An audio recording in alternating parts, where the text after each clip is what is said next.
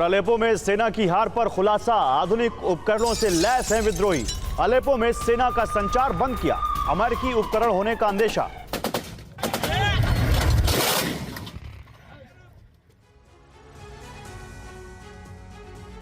तो middle east के एक देश के संघर्ष की आग अब बारूदी ज्वालामुखी का रूप ले रही है और आशंका है कि यह ज्वालामुखी फटने की कगार पर पहुंच चुका है। ऐसा इसलिए कहा जा रहा है क्योंकि इस बारूदी जोन में आने वाले कुछ दिनों में ही अमेरिका और रूस के बीच घमासान छिड़ सकता है। बशर अल असद के खिलाफ विद्रोह के सहयोगी और दूसरी तरफ उनकी मदद करने वाले देश सीधी जंग की तरफ बढ़ते जा रहे हैं और अगर यह जंग हुई तो फिर इसे रोक पाना नामुमकिन हो जाएगा। लेकिन ऐसा होगा क्यों, इसे आज बनी बारूदी स्थिति से समझिए। सीरिया बैटल ग्राउंड, महायुद्ध का फर्स्ट राउंड।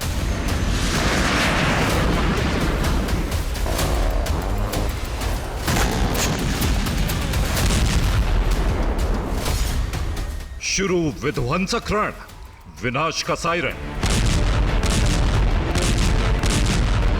एक दशक से भी ज्यादा समय से मिडिल ईस्ट का यह देश बारूदी आग में झुलस रहा है।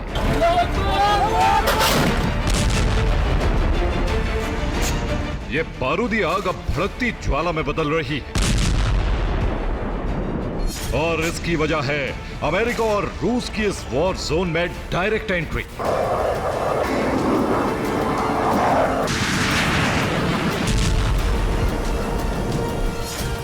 ये वॉर जोन है सीरिया, जो महायुद्ध के अखाड़े में तब्दील हो रहा है।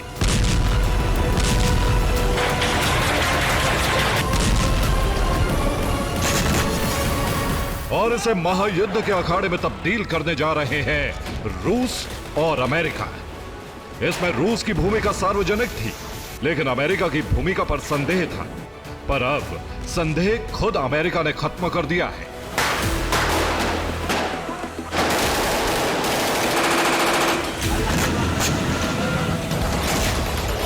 विद्रोहियों को बारूदी रिचार्ज देकर अमेरिका ने रूस के खिलाफ सीरिया में जंग शुरू कर दी और अब अमेरिकन फोर्स खुद असद सरकार को मिल रही मदद को विध्वंस करके रोक रही है। यानी वो समय बहुत करीब है जब सीरिया में अमेरिका और रूस की फोर्स आमने सामने होगी, जिसके संकेत विद्रोहियों की तेज हुई कार्रवाई से मिल रहे हैं। रूस से होने वाली हथियार सप्लाई की लाइन विद्रोहियों ने तोड़ दी है। जंग में उतरे विद्रोहियों ने अलेप्पो के अंतर्राष्ट्रीय हवाई अड्डे पर कब्जा कर लिया है। वहीं इदलिब में मौजूद रूस के सैन्य बेस पर भी कब्जा हो चुका है और कई जगहों पर रूस के एयर डिफेंस सिस्टम भी विद्रोहियों ने हासिल कर लिए हैं।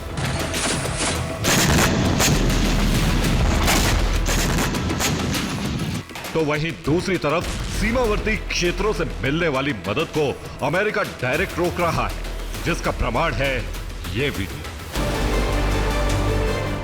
इस वीडियो में जो हमले हो रहे हैं वो अमेरिकी वायुसेना कर रही है और जिन्हें निशाना बनाया जा रहा है वो ईरान समर्थक मिलिशिया है, जो इराक के रास्ते दाखिल हो रहे थे। इनके टारगेट पर तुर्की के भेजे लड़ाके थे, लेकिन जैसे ही उनकी एंट्री हुई अमेरिकी एयरफोर्स ने धमाकों से उन्हें दहला दिया। खबर के अनुसार असद सरकार की मदद के लिए ये ईरानी प्रॉक्सी दमिश्क पहुंचने वाले थे, लेकिन A-10 वॉर्थोग प्लेन ने उनके मंसूबों पर पानी फेर दिया। लेकिन रूस इसी बारूदी एक्शन के बाद खुलकर मैदान में उतर आया, जिसके प्रमाण के तौर पर कुछ वीडियो हम आपको दिखाते हैं। यह वीडियो रूस के उस बदले का सबूत है जिसमें अमेरिका से बदला लेने की कोशिश की गई है। रूसी फोर्स ने विध्वंसक जंग का ऐलान कर दिया है।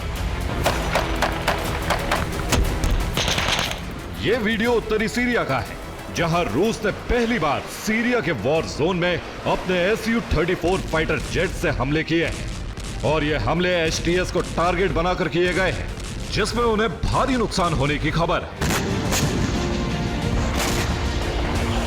इसके अलावा रूस ने अलेप्पो में भी उन विद्रोहियों को टारगेट करके हमले किए जो कब्जे के बाद जश्न मना रहे थे दावा है कि इनमें तुर्की और इजराइल के प्रॉक्सी शामिल थे। यह वीडियो पूर्वी इदलिब का है, जहां सीरिया और रूस की सेना ने मिलकर विद्रोहियों के काफिले को निशाना बनाया और इस कार्रवाई में बारूदी तबाही का मंजर बन गया। लेकिन रूस की इस घातक कार्रवाई से अमेरिका भी तैश में आ गया और एलेप्पो में ही सीरियाई सेना के काफिले को टारगेट बनाकर बारूद गिराया गया, जिसमें बड़ा नुकसान हुआ है। अब प्रश्न यह है कि इस जंग में रूस अमेरिका के आमने सामने आने के बाद महाविनाशक युद्ध शुरू होने की कितनी आशंका है? इस प्रश्न का उत्तर है मौजूदा स्थिति में बशर अल असद को सत्ता से हटाने के लिए हो रही कार्रवाई की गति। इस गति को समझने के लिए पहले सीरिया पर कब्जे की स्थिति समझ लीजिए। तो जिस सीरिया में सत्ता और कब्जे की जंग जारी है, जहां अमेरिका और रूस आमने सामने हैं, उसकी स्थिति क्या है हम आपको ये बताते हैं। इस नक्शे में जो लाल हिस्सा आप देख रहे हैं वो उसके सीरिया सरकार के नियंत्रण में होने का दावा है, जिसमें देरा, दमिश्क, होम्स, हमा और देर अज जोर शामिल है। वही हरे रंग में जो हिस्सा दिख रहा है वो इदलिब और अलेप्पो है, जिस पर इस समय हयात तहरीर अल शाम का कब्जा है। इसके अलावा पीले रंग में जो क्षेत्र देख रहे हैं उनमें मंजिब, रका और कमिशली शामिल है, जहां कुर्द लड़ाकों ने नियंत्रण कर रखा है। और जो आफरीन, ताल अबियाद और रस अल आइन दिख रहे हैं, इस क्षेत्र में तुर्की समर्थित विद्रोहियों का नियंत्रण है। इनके अलावा जो काले स्पॉट आपको दिख रहे हैं वो देर अज जोर, रका और हमा का ही हिस्सा है, जिसमें ISIS काबिज है। इनके अलावा अलेप्पो और हमा प्रांत के कुछ हिस्सों पर असद विरोधी विद्रोही जमे हुए हैं। तो नीचे की तरफ लेबनान सीमा पर नीली रेखा जो दिख रही है आपको, वहां इजराइल मौजूद है।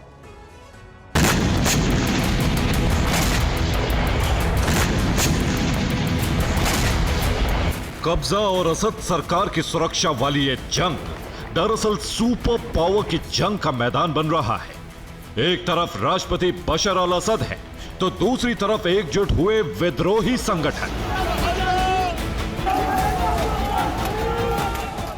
इसमें बशर के पास सेना है जिन्हें सबसे बड़ी मदद रूस दे रहा है, तो दूसरी तरफ विद्रोहियों को सबसे बड़ी खेप दे रहा है अमेरिका। वहीं ईरान अपने प्रॉक्सी के सहारे असद की मदद कर रहा है, तो दूसरी तरफ ईरान के खिलाफ तुर्की ने भी अपने प्रॉक्सी जंग में उतार दिए हैं। वहीं इधर हिजबुल्लाह पर कहर बनकर टूटे इजराइल ने भी सीरिया में अल कायदा के साथ असद सरकार के खिलाफ एंट्री की है। यानी संभवतः महाविनाशक युद्ध का केंद्र मिडिल ईस्ट ही बन जाए। अब ऐसा कहना कितना सही है यह भी जान लीजिए।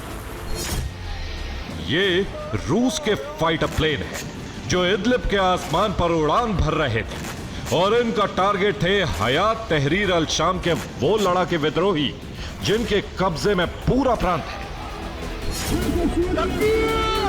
और ये वीडियो मध्य अलेप्पो का है, जहां रूस ने हवाई हमले में बारूदी तबाही मचा दी। हालांकि खबर यह भी है कि इस हमले में कई नागरिकों की मौत हुई है। इसके अलावा खबर यह भी है कि तुर्की के प्रॉक्सी ने भी रूसी फोर्स पर हमले किए हैं, जिसमें रूस को भारी नुकसान हुआ है, जिसके बाद कार्रवाई के रूप में सीरिया में तैनात रूस के कमांडर को बर्खास्त किया गया है।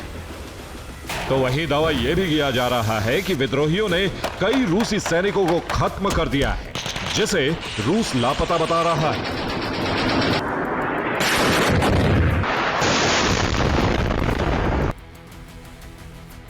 इसके अलावा एक तस्वीर विद्रोहियों ने जारी की है, जिसमें रूस के एयर डिफेंस सिस्टम पंचशर पर कब्जा दिखाया गया है। इसके अलावा ईरान के अबाबिल 3 ड्रोन्स को भी सीरियाई विद्रोहियों ने कंट्रोल में ले लिया है।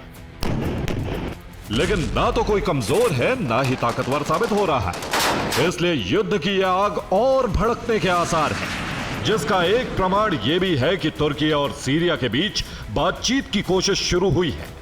लेकिन मध्यस्थ ईरान को असद सरकार ने शरणार्थी मुद्दे पर रियायत देने से इनकार कर दिया है। Bureau report, TV9 Bharatvarsh.